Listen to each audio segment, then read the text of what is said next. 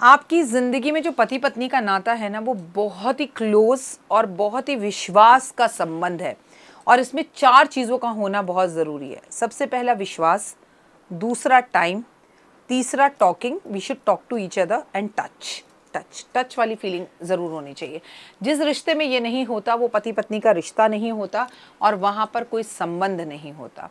सावन में सोए हुए भाग्य को जगाने के लिए आपके साथ मैं ये वीडियो बना रही हूँ और इसमें मैं आपको चमत्कारी सावन के उपाय बताऊंगी जिसमें आपका सोया हुआ भाग्य चमकेगा। नमस्कार, सुस्वागतम, वेलकम, अभिनंदन। मैं हूँ आपके साथ आपकी अपनी होस्ट दोस्त डॉक्टर वायरा की आपका स्वागत अभिनंदन करती हूँ आपके मेरे और माता रानी इस खूबसूरत से यूट्यूब चैनल पर। कैसा है मेरा ये संसार? सावन के महीने में खूब दिन रात तरक्की करें आप, लाइफ में बहुत सक्सेस रहें आप।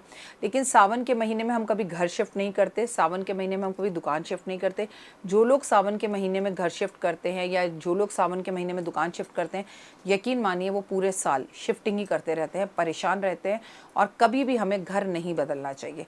हमारे यहाँ बेटियों को भी अगर मायके भेजा जाता था तो सावन से पहले भेज दिया जाता था और सावन के बाद वापस ससुराल बुलाया जाता था। पर वो ज़माने दूर थे, वो ज़माने अलग थे। ससुराल दूर होते थे, ईमेल्स नहीं होते थे, फ़ोन्स नहीं होते थे, ख़तों के ज़रिए एक दूसरे को इन्फॉर्मेशन दी जाती थी। एक बार बंदा गया तो वो खुद भी सोचता था कि मैं मायके आई हूँ तो 2-3 महीने रुक कर ही जाऊँ तो वो ज़्यादा बेहतर होगा। तो वो ज़माना जो था ना वो अलग ही था, वो हिसाब किताब ही अलग था। लेकिन अब वो हिसाब किताब तो नहीं है, लेकिन कुछ चीज़ें आज भी हमें फॉलो करनी चाहिए और जिसमें नंबर 1 मैं मानती हूँ कि हमें घर शिफ्टिंग नहीं करनी चाहिए। और जो करते हैं अमूमन वो परेशान ही रहते हैं। यदि भाग्य आपका साथ नहीं दे रहा तो सोमवार वाले दिन, सावन के जितने भी सोमवार पड़े, जो भी उपाय मैं आपको बता रही हूँ उसे सावन भादों में करिएगा। सावन में भी करिएगा और भादों के महीने में भी करिएगा। यदि आपका भाग्य चमक नहीं रहा तो सोमवार वाले दिन शिवलिंग पर जल चढ़ाएं और नंदी के पीछे वाले पैर को स्पर्श कर कर और मंदिर की चौखट को स्पर्श ज़रूर करके अपनी मनोकामना बोल दीजिए। अगर आप ऐसा करते हैं, जैसे हम मंदिर में अंदर घुसते हैं तो ऊपर वो चौखट होती है ना, उसको स्पर्श कीजिए, नीचे स्पर्श कीजिए, लेकिन सबसे पहले नंदी के पैर को स्पर्श कीजिए, फिर चौखट को स्पर्श कीजिए। और नंदी के पैर को स्पर्श करते हुए भी अपनी मनोकामना बोलेगा और चौखट को स्पर्श करते हुए भी अपनी मनोकामना बोलेगा। सोमवार वाले दिन शिवलिंग पर आप 5 बेलपत्र चावल के दानों के साथ अर्पण कर दें तो आपकी मनोकामना पूर्ण होगी। और ऐसा ज़रूरी नहीं है कि आपको केवल ये सावन के सोमवार में करना है या भादों के सोमवार में करना है। सावन से शुरू कीजिए और साल भर कीजिए तो भी आपको इससे बहुत फ़ायदा होगा। 108 चावल के दाने गिनकर रख लीजिए और 108 ही होने चाहिए, चावल टूटे फूटे नहीं होने चाहिए। और सावन में हर रोज़ महादेव के मंदिर में जाकर अर्पण करिए और अपनी मनोकामना बोलिए तो देखिए आपकी मनोकामना कैसे पूर्ण होती है और आपके जीवन में चमत्कार होते हैं। शिवलिंग पर जल अर्पण करने के बाद खाली लोटा घर कभी नहीं लाना चाहिए। शिवलिंग पर जल चढ़ा रहे हैं तो थोड़ा सा जल भरकर घर लाएं और घर आकर उस जल को घर में छिड़क दें। संभवतः हो सके तो आप अगर मंदिर में लोटा अपने नाम का रख दे तो उस लोटे को वहीं मंदिर में रख दीजिए, रोज़ जाइए और वहाँ पर जाकर जल चढ़ाइए। एक बात और याद रखना कि आप मंदिर में भी लोटे से जल चढ़ा कर आ रहे हैं तो मंदिर में भी लोटा खाली मत रख कर आइए, उसे भी भर कर रख कर आइए। सोमवार वाले दिन आप तांबे के लोटे में पानी भरकर उसमें लाल चंदन मिलाकर इस पानी में बेलपत्र डालकर अगर महादेव पर अर्पण करते हैं, धीरे धीरे कुंचुम कुंचुम थोड़ा थोड़ा, तो आप महसूस करेंगे कि आपके काम तेज़ी से बन रहे हैं और आप में एक गजब का कॉन्फिडेंस आता जा रहा है। सावन में बेसन से बनी हुई चीज़ों को भगवान पर अर्पण करने से भगवान बेहद खुश होते हैं, जैसे बेसन की मिठाई, बेसन के लड्डू। सावन में बयाना निकालें अपनी बेटी का। आपकी बेटी की शादी हो गई है तो उसे हरी चूड़ियाँ भेजें, उसे घेवर भेजें उसके ससुराल में, उसके यहाँ पर राशन भेजें, सोना चांदी कपड़े भेजें।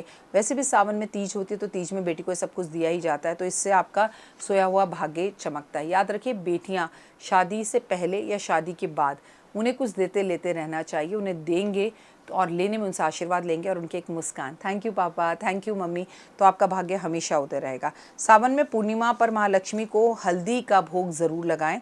हल्दी का भोग कैसे लगाना है? कच्ची हल्दी बाज़ार में आनी शुरू हो जाती है तो आप थोड़ा सा दूध गर्म करें और उसमें थोड़ी सी हल्दी डालकर वो हल्दी का दूध माँ को भोग लगाकर पूरा परिवार उस हल्दी के दूध को पिए तो बहुत अच्छा होता है। सावन में लक्ष्मी जी के समक्ष बैठकर अगर आप शिव चालीसा पढ़ें, अगर आप लक्ष्मी चालीसा पढ़ें, आप कनक धारा स्रोत पढ़ें, आप विष्णु चालीसा पढ़ें तो शिव, विष्णु, महादेव लक्ष्मी, पार्वती सबकी कृपा आप पर होती है। कहते हैं पार्वती माँ और लक्ष्मी जी बहुत अच्छी मित्र हैं।